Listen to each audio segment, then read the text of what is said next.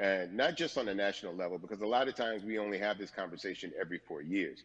People need to be very much involved in their local politics. They need to understand who their elected officials are, where they stand on issues that affect you, and you need to use your vote to either support the ones that care about you and your condition, or to elect people who do. A newer initiative that we're dealing with is educating felons, right? So in the state of Texas, if you're a felon, right, if you've been to jail or to prison, and but you're no longer on probation or to vote. Another thing that was just brought to my attention, there's an initiative called Orange, which is happening not just in Houston, but all over the country. If you're in jail currently during pretrial, but you have not been convicted, like you're still in jail waiting for your day in court, you are still eligible to vote. And you said something so key. They work so hard to hope that we stay uninformed, but more importantly, to suppress the Black vote. If you could do one thing with this message that we're trying to send today about how important voting is, what type of images would you like our people to understand and see when they go to these polls and vote, or when they cast their ballots? I think the images that we've all seen, you know what I'm saying, for decades in this country, if not centuries in this country, we've seen Black people oppressed. We've seen Black people attacked. So every time you look back and you see those old black and white images of people of color being attacked by dogs and people of color being sprayed with hoses, that's what they were fighting for. Back then, they were just fighting for a chance to vote. People like Martin Luther King Jr., people like Malcolm X, these people died to help us be in a position to have the power that we have now, which is to be able to cast a vote and make a decision about the people that have controls over our lives. So, I mean, if you in your own community need a reason to vote, look at a person like George Floyd. If the people in your city are not open to police reform, are not open to having a conversation about defunding the police, are not open to issues concerning economic equality, judicial equality, and racial equality, right? If they're scared to say Black Lives Matter, you have the power to put people in those positions who do believe that Black Lives Matter, who do believe in racial equality, economic equality, judicial equality, right? Who see us as human beings. And if the people in your community don't feel that way, vote them out. It's that simple. It's just vote them out. We don't have enough time to sit around and hope that people change their minds. Yeah, Bumpy, you point out something so important. We have the power, and that is in our vote, and that is with our voice, and that's how we use our voice. I think of where we are right now. People say this is a particular moment, but it is a movement, not just a moment. It is a movement. Why, in your opinion, was it George Floyd's death? Why was that the chosen brutality for people to say, oh my God, Black people are still oppressed in this country, and it is not fair? I think it's twofold, Carrie. And so many different encounters between people of color and the police, there simply is no proof of what happened in the interaction. And so what happens is, in a court of law, it tends to lean towards the policeman's point of view, right? In this case, we saw very clearly what happened. I think the other thing is due to the fact that everyone was at home, basically, during this time period in relation to the coronavirus, you couldn't avoid it, right? It was on every television station. It was on every social media platform. Everywhere you turn, you were constantly hit upside the head with this message. You see in the interaction that this man did not deserve what happened. That's right. So well said, because if you think about it, in the grand scheme of things, it wasn't worth it, and he didn't have to lose his life. I think that you touched on something that a lot of people talk about, and that is now defunding the police. That has been such a huge conversation, but there's so many misconceptions around defunding and dismantling. If you will, educate the audience. All right. So most people, when they hear the term defund the police, they tend to think of, oh, they're going to take away our police department. Nothing could be further from the point. Defunding the police means that in certain communities, even Houston, take for example, we had over $1 billion allocated to our police force. Now, what is that money being used for? Some of that money tends to be allocated towards riot shields, right? Pepper spray, right? That kind of thing. That's only used against the people that fund this budget, right? So why would the people want to supply the police with the means to oppress them? If the police are concerned about the situations in certain communities with a higher crime rate, well, higher crime rates tend to happen in communities where there's not employment opportunities, right? There's not a lot of social services, and people are going to do what they need to do to take care of For themselves sure. and their families. When the community has more opportunities for employment, more opportunities for upward mobility, then they tend to be a less of a strain on the government. They tend to have a lower crime rate. And because of that, we'll have less need for the police in those communities. You are passionate about so many different things in terms of making sure that we are holding our leaders accountable. Talk to me about some of the other projects that you're working on. Well, right now, obviously, being a part of More Than a Vote is essential. We're dealing with primaries in this country right now. And we just want to educate people. We want to inform people because people are tired, they're angry, they're concerned, and they want information and they want action. And so we want to make sure that we give them the right information and lead them in the right direction. And we thank the people that do not look like us for standing with us right now because it's very Amen. important that people who aren't black be involved because if black people could have gotten rid of racism, we would have done it hundreds of years ago. And so I'm trying to use my voice and my platform just to let people know that if they feel like I do, there's a number of places they can go to enact change in their community. People need to know about how their city council runs. They need to know that they have the ability to speak when city council meets, to let them know that that's not the way that they feel their city needs to be run. Those are not the places that they feel the money of their And community Bun, needs to be allocated. and Bubby, even a step further, they can run for office in their local community. They can run for positions. Like people act like they leave it up to somebody else. If you're upset, it's not hard to get on the school board. It's not hard to be a part of the city council. It really isn't. And depending on how small your town is, you could be a mayor. It's the power is with the people, and we need to just know that that's happening. Absolutely. And it's always been with the people. You know, if you look at Trayvon Martin's mother, Sabrina Fulton, right? She felt that there was a system of racism and a system of oppression that led to her son's death. And so what did she do? She ran for city council and she was elected Yeah. city council. Our own former president, 44, Barack Obama, right? Started in the community as an activist, ran for an elected position, became senator, ran for another elected position and became president of the United Mm-hmm. States. So don't think that Mm-hmm. you can't make a difference. You know what I'm saying? You don't need a lot of money. You don't need a lot of power. Your voice is enough to make a difference. Amen. I feel like I need to go out and run for something. You gave me a rousing speech there, sir. I'd be remiss if I didn't ask you this. When I talk to my brothers, I have to ask you, as a black man, how are you doing? Are you okay?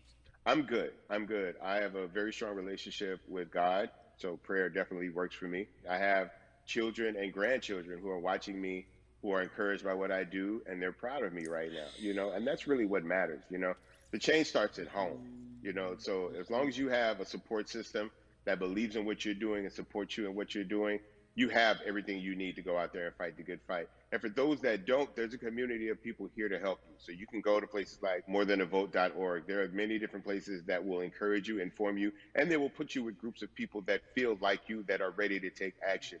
So no one has to go about this alone if they want to do it. Yeah, yeah. We're stronger together. People have been saying it, but that has much more meaning now that we are in our movement, not just this moment. Bumby, it has been an education, always a pleasure. Thank you so much. I appreciate you. Keep fighting the good fight. Keep up the good fight.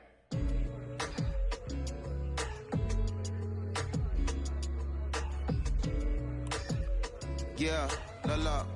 So our next guest, I have to admit, I'm a fan, but there are so many different people that we could talk to, and I thought it was so imperative that we speak with her. You know her as Molly on the huge, successful show Insecure, HBO's Insecure. She also has a comedy special highlighting her Nigerian roots, and she's an amazing podcaster.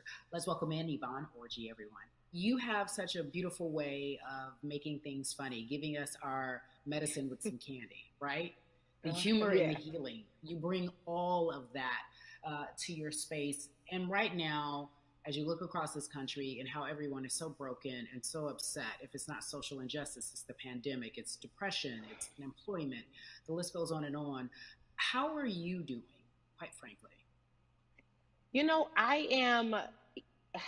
I'm rediscovering self in a way that is hard but necessary, that will lead to ultimate joy. I know it sounds like a lot, but no, I think I personally think that God put all of us on a global timeout. Like we just, America hasn't done as good as other people when it comes to timeouts because everyone else is out playing at recess, and we're still in the principal's office hoping and wishing we can come out.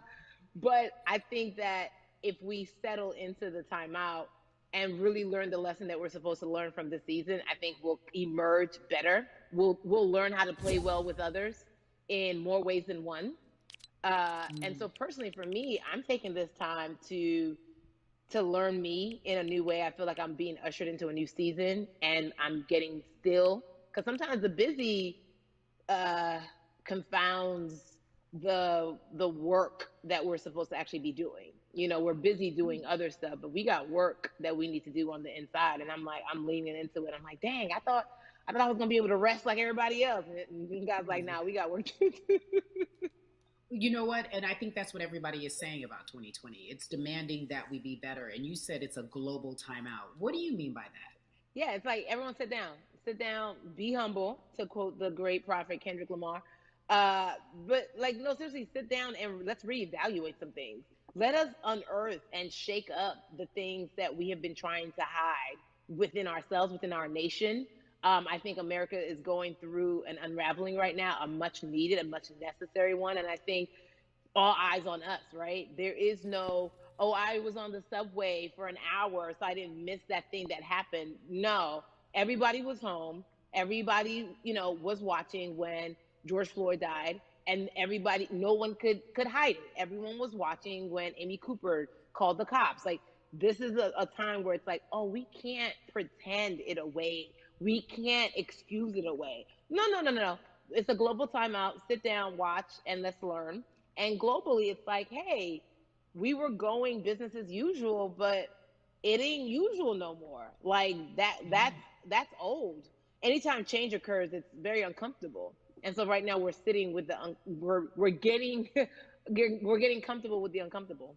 The minorities, we've been comfortable with being uncomfortable, because that to me explains just the existence for whatever we want to do, how we break into our careers, how we live our lives, how we find ourselves one of the few or one of the first. And that's a lonely road. When you look at, and when you talk about this global timeout, everybody had to pay attention to Amy Cooper, everyone had to pay attention to George Floyd. How is that helping us as a people, as a country, during our global timeout? I think, well, one, we're not minorities, Carrie. You already know it. It's like these labels that they put on us. It's like the same way of saying like black on black violence. Also, there's no white on white violence. It's branding, Yeah, right? It's all branding. Yeah, you're right. It's like white people kill white people every single day. So no, there is no black on black violence. And if you say black on black violence, well then let's brand white on white violence. Like, I watch Investigation Discovery. Ain't too many of us been featured. So, I just even like, but to answer your question, what does that do? I think what everyone expected is what has happened in the past when the world was still open, right? In that, okay, you had everyone, from Trayvon Martin to Castillo to Sandra Bland, you had all of these lives lost, and black people made some noise. We rioted, we got out in the streets, we started the Black Lives Matter movement, all of those things. And then white people kind of just like, oh, let's give them something. And then it's just like, is it over? It's like Oscars so black. Okay, good. We gave some Oscars. Are we good now? Like, are we even? And it's now it's just like, oh no, no, no, no, no. This is not about like a band-aid. It's like, yo, we might have to amputate the leg a little bit, but it's all right, because by amputating the leg, we're gonna save the body. And so I think that's what's happening now. Like, America is realizing, like, oh, black people aren't just making a little bit of noise. Like, the protests are still out. The conversations are still being had. The change is still being demanded. And I think they're seeing, oh, this is not going no way. And no, it's not, because we need systematic change. What a beautiful way to explore what is happening and describe our country. We might have to amputate the leg, but that's to save the body. That's what's happening right now. That's beautiful, Yvonne. And to that end, I have to ask you this, because the way that we do that, we use our voice. And our voice right now in this world, in this country, is our vote. And everyone talks about voting and how important it is, but I feel like more than ever we understand that it's not just about voting every 4 years for the man in office. It's about your local elections. It's about the mayor. It is about the district attorney, the people who have the power to bring charges against police if police brutality is an issue in your community. If you care about your school district, you can run for the school board. I ask this of you, right? Your parents are from Nigeria. You are Nigerian. You talk about that very lovingly. What does voting mean for you? I think voting is power. I remember, I became a naturalized citizen back in the '90s when because I was still a minor. My mom naturalized, and so we were able to do it under her. And just even that power of like we are American citizens and all the access that we have by being citizens. One of those accesses and those access to power being voting. It's a big deal. It's a big deal because not only are we do we have the opportunity to be in this country, but now we can be of the country. We can be of the systems. We can be of the rules. We can be of what it actually affords. But I think going back to your earlier comment about just the setup of systems, I think we are done a disservice either it's schools or whatever it is. And I'm not putting teachers on blast. I think teachers do a phenomenal job, but for some reason, we do not, and give them all the raises. I know too many parents who are like, this child of mine, I do love them, but hey, where can I drop them off? And I do think that there is a disservice done because, again, when we talk about them, to your point, we talk about every 4 years. It's important to vote for the presidency. We don't realize, like, oh, snap, we actually can vote about, like, how much our libraries get. It's like small things like that, but they make a big difference. When you think of voter suppression in this country, what does it look like for you? It's the systems. When we talk about voter suppression, we also talk about systematic racism, right? It's all the systems that set up. And we've normalized, okay, maybe your job will give you a half day, or maybe, you'll be able to get this luxury. It shouldn't be a luxury. It should be built into the system. It should be built into the fabric of how we vote.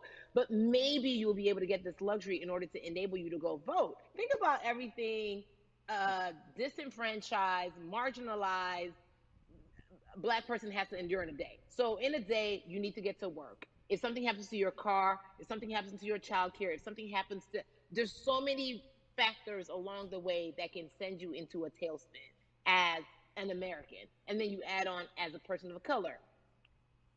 If you're just trying to get to vote and you already have to go through all of these hurdles and hoops in your everyday life, imagine the one day when your voice really is supposed to matter the most in this country, but then you also see all the times that you tried to have your voice matter and then it's been shut down, repressed, told it doesn't matter, and then you're kind of like, what's the point? How do we keep hope though?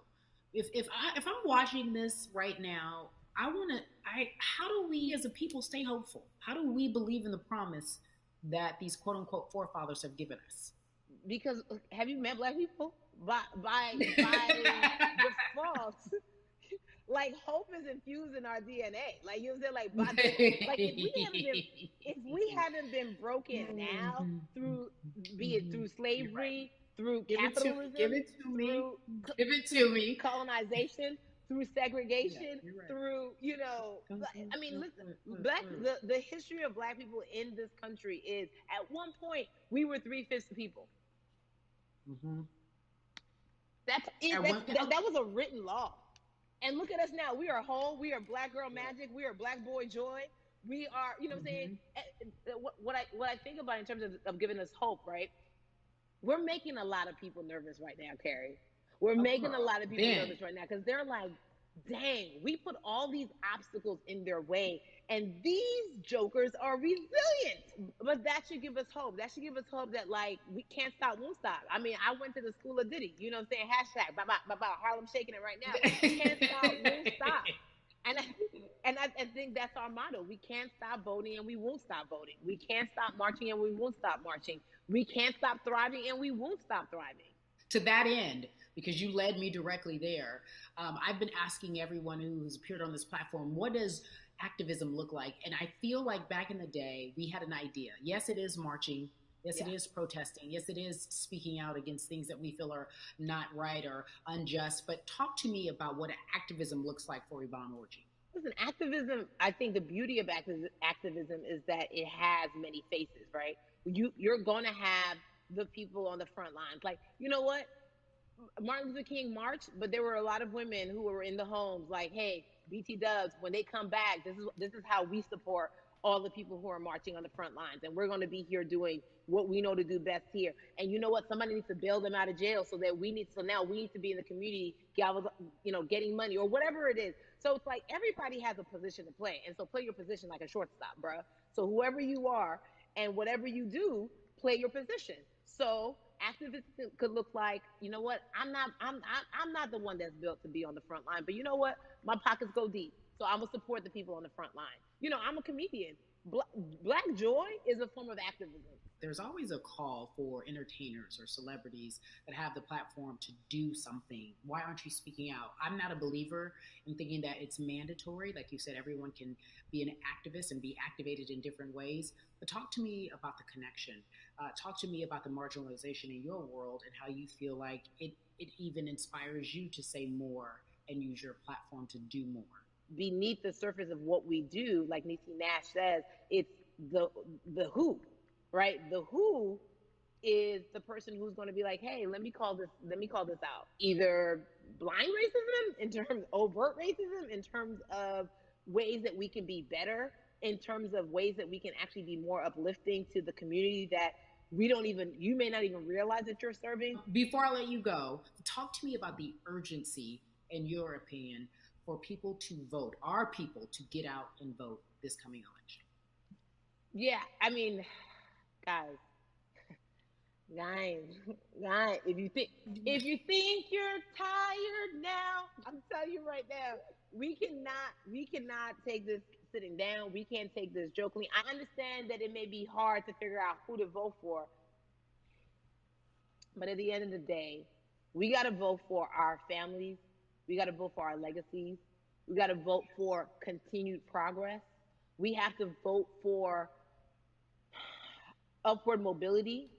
We have to vote for equality in a way that is long lasting. And if we succeeded before, we can do it again. You talk about the hope. This is the time. This is not the time to give up. This is not the time to pretend a way that we haven't made progress. We have. There's still much more to be done. And you know what? We might have to get to a point where we pass the baton to our children and our children's children, but we still have work to do now for that generation. Yvonne Orji, you are everything. You are Molly, but you are not Molly, but I love you so much as Molly on HBO's Insecure. You are an amazing podcaster, Jesus and Joloff. Shout out to Lovey. And then we also have movies. Like you, The World, you're a model, a cover model. Also, wait, don't let me forget your hugely successful stand-up comedy special on HBO. Girl, you're doing it all. And I am so grateful. You are truly the dream, not just the American dream. You're the black girl, brown girl, do it all dream, the immigrant dream, everything. You're a beautiful, beautiful soul. I really, really mean that from the bottom of my heart. Yvonne Orji, ladies and gentlemen, nothing but the best and excellence personified. Thank you so much, my friend. I love you so much, Mama. Mwah.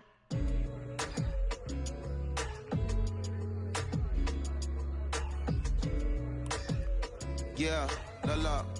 So Atlanta has been one of the hotbeds in terms of political unrest and social injustice. We've seen so much happen in that city, and we've also seen so much come from that city, including one of our very own founding fathers of the civil rights movement, and that's Martin Luther King Jr. But right now, we want to welcome in someone who has used his platform to talk about voting, to talk about racial injustice, and how he's trying to help. Atlanta's very own Russ joins us now on We the People. Russ, I'm not going to fan out and tell you what some of my favorite songs were that I listened to repeat on yours. We're going to get to the topic at hand. So Amazing. We got to talk about, recently you did an interview where you shared your outlook on culture and music. And you also were very candid about the fact that you have a privilege and that it's necessary for you to give back. Tell everybody about what that means. It's very obvious, I'm white and I'm in Black culture and I'm benefiting financially off of it. So I feel like if you're a white person financially benefiting off of Black culture, you have to put finances back into Black culture. It's just that simple. The screenshots with your feelings, it just comes off like fake empathy because it comes off very dismissive and very oh, that sucks for y'all, but anyway, back to what I was doing. Have you felt that way always, or is it now because of the time of where we are in this country? I've always had the feeling. I think now it's just obviously elevated. It's a new level and there's new, it's it's to the point now where you can't, first of all, you can't not say anything. Second of all, though, I just think saying something isn't enough anymore. I think, if you have the ability to put money back into a culture that you're financially benefiting from, you have the ability to, you should. It's interesting that you talk about it in that way because some people do believe that silence is the best way to go because it's hard to talk race, especially if you're white and you're in the black culture. People just feel as if they can't talk about it. They feel awkward. They feel as if they don't have the privilege or the voice or the words. How do you find yourself right now in terms of interacting with people when they want to talk to you about social injustice, police brutality, what's going on in this country right now? Well, first of all, picking and choosing whether you want to be silent or not about race, that's a privilege in and of itself. But no, I mean, I try to just do my best to listen to the black people around me and the educated black people I have in my life. So I do my best to not act like I have all the answers for everything, especially in a culture that I'm not from. But that's why when we decided to raise the money for Black Lives Matter organizations, when we raised 500,000, we got on the phone with some of the women who started Black Lives Matter. I got on the phone with Tamika Mallory. I was on the phone with Karen Civil and talking with my friends to make sure the money went to like the correct places, and people who really need it. It's just about listening. That's all. It's about listening. Let's talk about that for a moment because the way I think of activism, for me, it looks very differently. It's not necessarily just protesting on the front lines. I think that's great. But what about being an activist in the way in which you have decided to be one? What inspired you? What did it look like? You said you raised money for Black Lives Matter. What did you do? Mm-hmm. Walk us through everything that you did and how you find yourself in this moment right now. So for me, it was 3 years ago. I had like a string of festivals, and I decided that I was going to wear T-shirts with a message on them because I figured, what better time to use a platform than in front of a bunch of people. So one of the T-shirts I wore was, "If you want to change the system, speak up. White silence is pro-racism." The whole thing, and it didn't really it kind of got swept under the rug back then. But when all this stuff started happening again, and it's been happening, the police brutality against innocent black people, I was like, man, I'm not the biggest artist in the world, and I certainly don't have the most white fans in the world, but I got a good amount of people that I can definitely mobilize and turn into some money. And I know they're down for the cause because it's merch, it's a good thing. And I've always been outspoken anyway, and so how am I going to be in black culture and not be outspoken about racism? And then I got to ask you this because you grew up in Atlanta, so that gives you a heads up, depending for so many people, because you're in the crux of that beautiful black city where there are so many wonderful black leaders, home of so much great music and things that speak to our culture right now. And we are really, really getting our word out, especially with this platform today, and saying that we must use our voice to vote. Talk to me about what the importance of voting for you in this upcoming election. Yeah, so full transparency, I had never voted before, ever.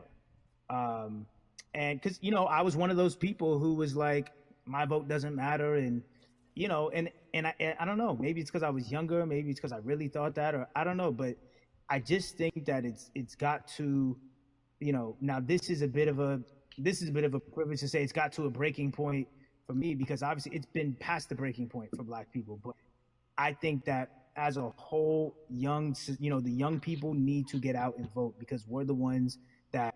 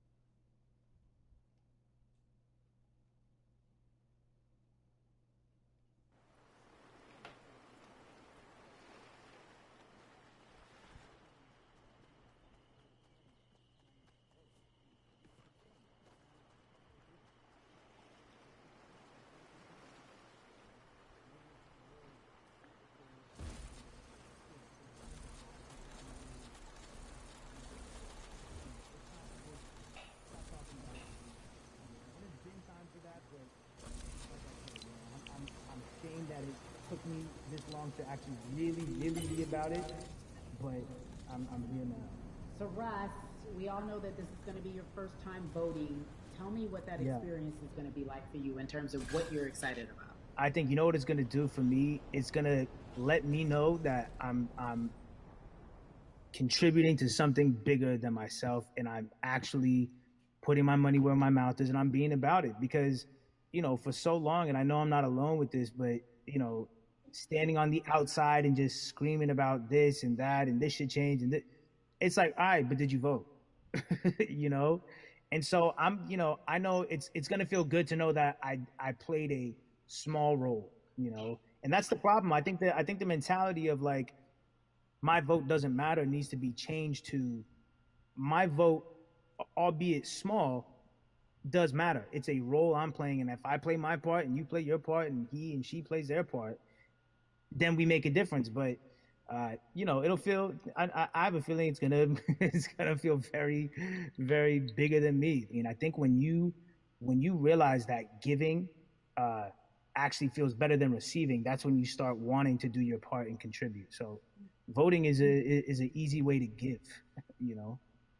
Yeah. To whom much is given, much is required, and you have been given a huge platform, and we are so grateful for you, Russ.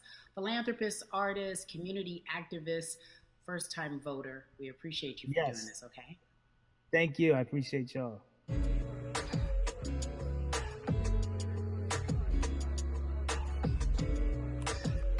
Yeah, la la. So, cities like Atlanta and Chicago have been at the forefront of the discussions, especially now in this country when we're talking about COVID 19 and systemic racism, as well as police brutality and what we can do in this country. Again, we're continuing our conversation, letting you know that your voice is your vote and your vote is your voice. We can change where we are in this country. Currently, I'd like to welcome in Chicago Cubs right fielder Jason Hayward. I appreciate you. I brought in Atlanta and Chicago because I know you grew up in the metropolitan area of Atlanta, more specifically McDonough. Let's be technical, and and you have been very vocal throughout this entire time in terms of what our country's been experiencing. Let's look at the past month and a half, if you will. What has been the hardest thing for you to deal with? The hardest thing for me to deal with, Carrie, this last month has just been going from the virus shutting everything down to us being called to action. We've had multiple police brutality situations. We've had people protesting, wanting to get the message out. But I really realized that I need to be a part of the positive message and make sure that doesn't get lost in all the chaos going on, for people to actually hear from a reasonable, respectable person who cares about everyone involved. A reasonable, respectable person who cares about everyone involved, which leads us to More Than a Vote. It is a beautiful collective of Black athletes and artists. You are a part of that. Talk to me about why that's important for you right now, and this be a part of that collective. To me personally, it's important to be a part of that because I've somewhat used baseball and my craft as an excuse to not get more involved in voting. But I can't any longer use baseball and work as an excuse not to get educated, and not also to show people like at any moment in time, any walk of life, we can make a difference. So tell me in your words, what does activism look like for you? In my words, it looks like LeBron James, the biggest athlete right now on the planet, speaking up and breaking the ice for everyone. And I think for the first time, people see and hear from us. So now we have white teammates, we have other people speaking up and realizing, okay, like this is how we go about doing this. And to me right now, social media, athletes speaking up, entertainers speaking up, like we're trying to do with More Than a Vote. You said something I thought was so key because covering sports for so long, I know that it's tough for Black players specifically in Major League Baseball to talk about how they feel. Adam Jones did it in a very eloquent way early on, but there are very few that are vocal. You said you all were afraid. Why use that word, and why were you afraid? You was afraid because in 2019, there were 68 of us total. And there are 38 teams. There's 25-man roster on each team. There's a 40-man roster, which is on each team as well. And there aren't many of us. So we're outnumbered in that sense, but not always in a negative way when it comes to our teammates and our clubhouses. But to get to this point, you have to move a certain way. You got to be careful what you say. You can't ruffle feathers. You can't come off in any way. Much like other Black entertainers, much like yourself, probably having to live through life every day. But to get to the highest level, you got to button up, you got to be seen and not heard. So baseball is, like I said, it was time for us to try and speak up and make a difference and show it's okay to do so because we can't be quiet any longer. That is a button up, be quiet, be seen but not heard. That is a an expression that a lot of Black folks can relate to in whatever aspect of professionalism that they experience, especially if they don't work for themselves. They just feel that. That is also a socialization that we have as Black folks, well, especially like you said, if you want to get to the higher level. And for so long, I felt it bubbling right underneath the surface that so many of us who were in whatever positions we were, who had platforms, were tired of pretending and looking the other way and spending so much time making others comfortable while we were uncomfortable. Do you feel that this is the type of movement that is sustainable, or is it just for a time? No, it takes everyone joining in on the conversation. And right now, I feel like more than ever, there is little things as possible to distract from bigger issue. And we saw on draft day, we saw our president Theo Epstein holding up the sign saying Black Lives Matter and wanting to Yeah, include the rest yeah. of MLB in that. But now we're having those conversations as well. So I definitely think this is sustainable. And it's not always just going to be the popular thing to do. This is something that people want to get right because they know we care. Jason, you said you think it's sustainable, that what you're seeing, especially with your colleagues in baseball, that this can be something where you're feeling more comfortable, feeling more safe to share how you feel about social injustice and police brutality. What are you doing right now in this moment with your platform to help change how we look at voting and how to educate the culture and the community about voting? Well, first, what I'm doing, Carrie, is joining up with More Than a Vote and joining up with other athletes and entertainers to get that message out and use our platform in that sense as a group. And try to create a brand with this to make it something that's not just about the election coming, make sure that it's about people getting educated for years to come and figure out where to vote and how to vote. We've got people in different areas that cover different demographics and influence different areas of people. And as a baseball player, as a Black baseball player, I feel like now, like we talked about, is finding the time to show people that you can use your voice in this profession. You don't have to be afraid.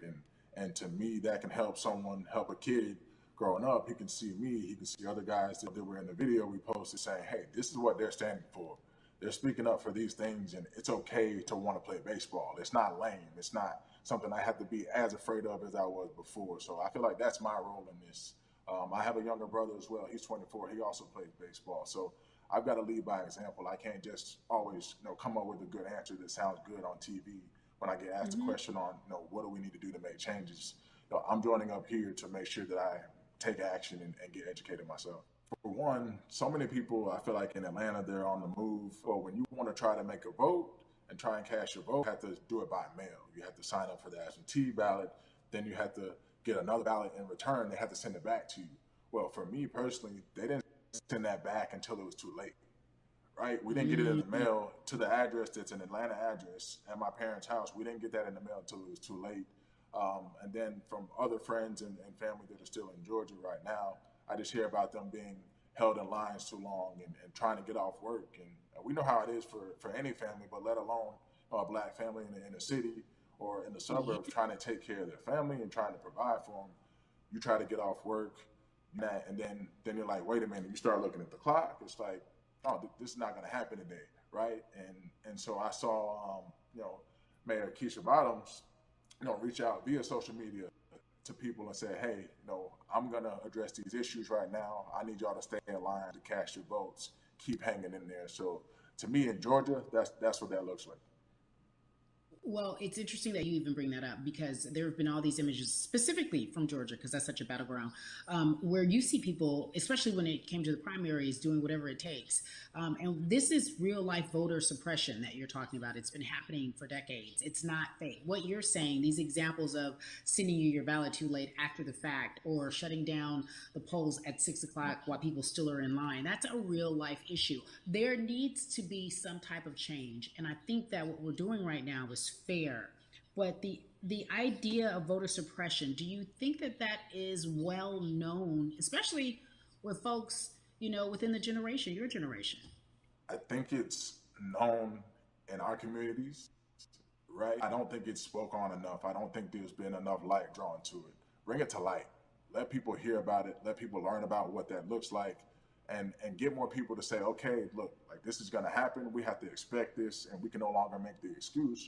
We can't say they didn't warn us. Jason, everybody knows, or it feels as if everyone knows, that the time is now. America's paying attention to us. We have their eyes, we have their ears. If you look toward the future, what are you most excited about in terms of seeing a change?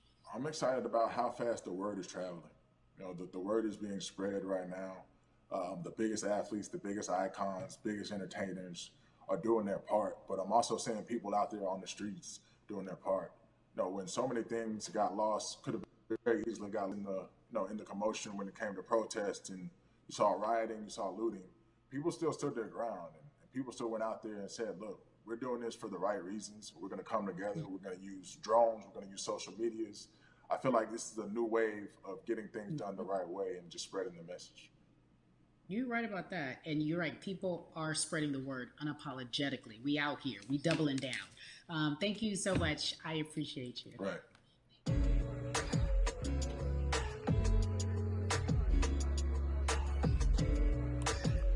Yeah, la la. Hey, everybody. I am so excited to welcome a friend, a brother, family member, if you will, former colleague, NBA great, sports analyst, philanthropist. He does it all. And he's here to give us his time and his platform to talk about something that is so important, that is voting. Everybody, welcome Jalen Rose to We the People. Talk to me about how important it is for the people who know you and love you and look up to you. Why is it so important that you use your platform to talk about voting? Initially, we have to get past the stigma of the mental systemic racism that comes with the presidential race, governors, mayors, senators, judges. We've been conditioned to believe that our vote does not matter. So usually when we looked up at all of those races and people that were running, not only did they not look like us, we didn't believe they were there to represent our best interests. So therefore, as a collective, we didn't mobilize until Barack Obama, and we felt a sense of hope that finally our country is going to do something that we felt would never happen in our lifetime. And I remember being at the inauguration in 2008. I made sure I was there. And we voted. In 2016, we didn't vote, Carrie. We didn't vote. And so many people try to make this political. This is not political. Me telling somebody to vote is like telling somebody to pay taxes. So that's one, getting over the stigma of nobody is going to represent our best interest. And then number two, the reality is that the person that gets the most votes doesn't necessarily win the presidency. That's uncomfortable right there, because that's actually what took place in 2016. The Electoral College chose the president. And if you put all of their pictures up, I'm pretty sure they look a lot more like each other than they look like you and I. How about that? And then the third thing, especially in urban environments, oh man, they create barriers for us, Carrie. It's like you got to jump over the fence, you got to run past the dog, you got to jump on the hood of the car. The lines is 5 hours long.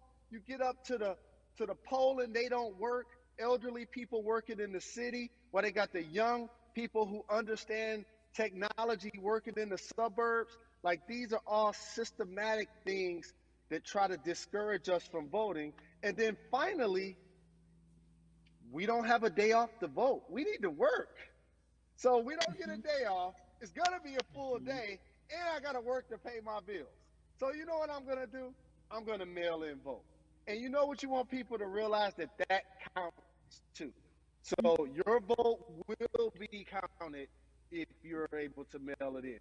So those are a few things that I hope that we can do and mobilize. And shout to LeBron and his team.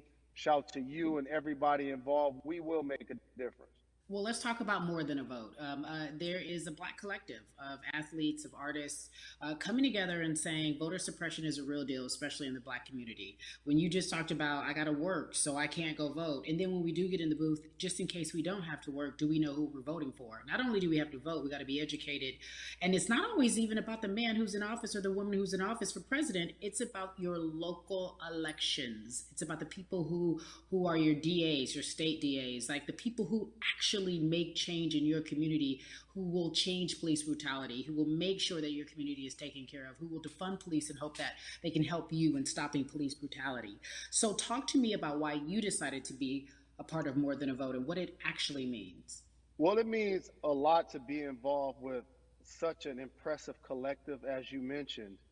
And I said this multiple times, and I know it can be uncomfortable when I say it, but a lot of times we have to get to the root of the issue before we find a solution. And the quote was, I wish America loved Black people as much as it loves Black culture. And this collective, by the way, represents in a lot of ways what's encouraging, but also sometimes disappointing about our role as Black people in America. Because we were brought here as labor and to entertain. And we use those vehicles to get paid and move to the suburbs and be the idols of white kids.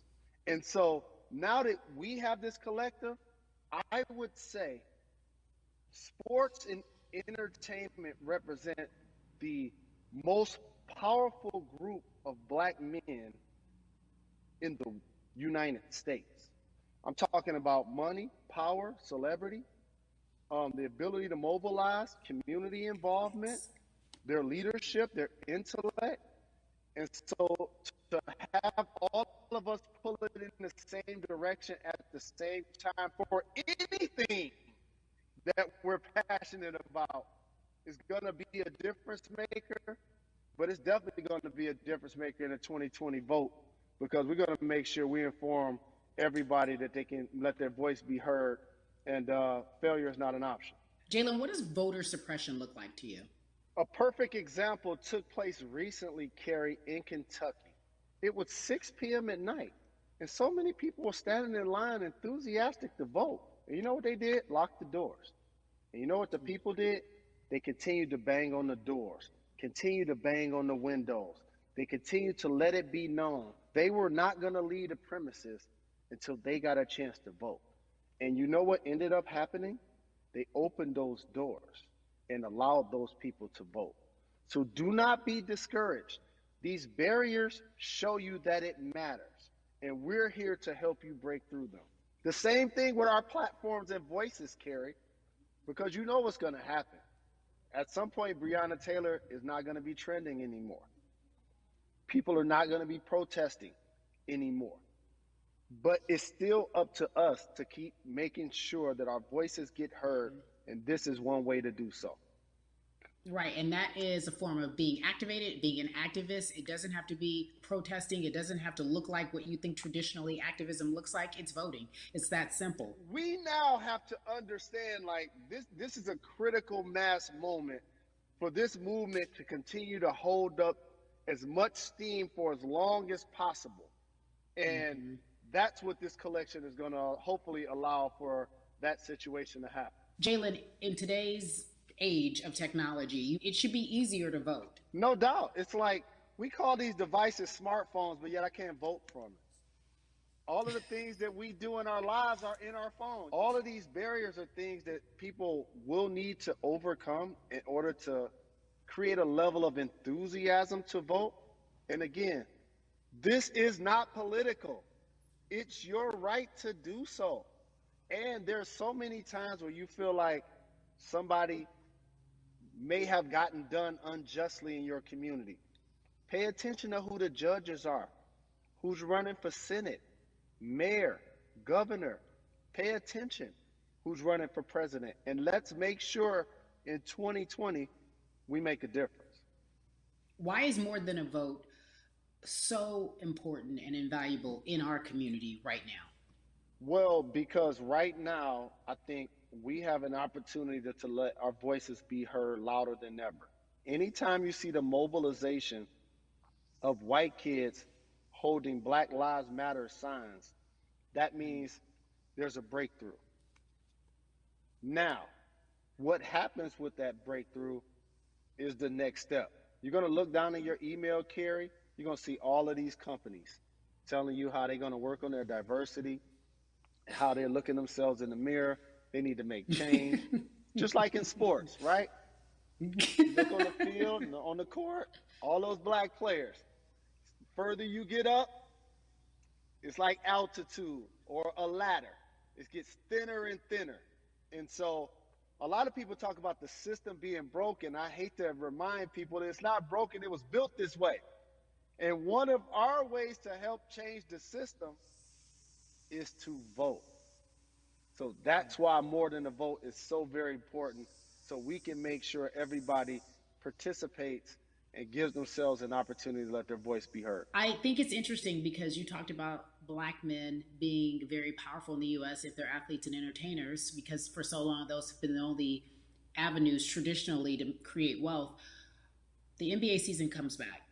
What are your feelings on the season coming back in the midst of everything that is happening? I think you'll see players challenging the establishment more. You're going to see them saying, okay, if you have all of these marketing and promotional deals, how many of them are with minorities? How many people are you employing, NBA? What about certain teams? Who do you have as a minority owner? Or what about the candidates that you have for positions of power? NBA players have proven as blacks that they are now movers and shakers in the game. They're now the dog, not the tail. So if they decide not to play, some of the biggest social changes and conversations have taken place in sports that weren't during the game. Colin Kaepernick was before the game. The Ali Summit was a press conference. So they could mobilize if they chose to. But when and if you do play, challenge the league. Black Lives Matter on the jerseys. Continue to make sure that every time people are watching the game, they're also seeing the movement happen. Jalen, I appreciate you because you are always entertaining and informative at once. I really, truly am looking forward to the NBA season. Thank you for working with More Than a Vote because your voice, your platform, all of it is needed, my friend. Be safe, okay? Yes, ma'am. I love and appreciate you. One call away always. Thank you. Love you, brother. Love you too. Every conversation that we had today, I hope was helpful for you. I am so grateful to everyone who came on with me to talk about what's going on in our culture and how we need to change. Huge shout out to Jalen Rose, Bun B, Jason Hayward, Yvonne Orgy, and Russ. Their words were inspiring, but also important and invaluable. I hope your phone is full with all the information that we've been able to place in front of you. Again, you need to check out these resources because they are so important because we want you to vote. That is your voice. It is important. We, the people, want you to vote. So go to morethanavote.org, fairfight.com, and whenweallvote.org. Again, thank you so much for joining us and paying attention because this message, again, is invaluable. I'm Carrie Champion for We the People.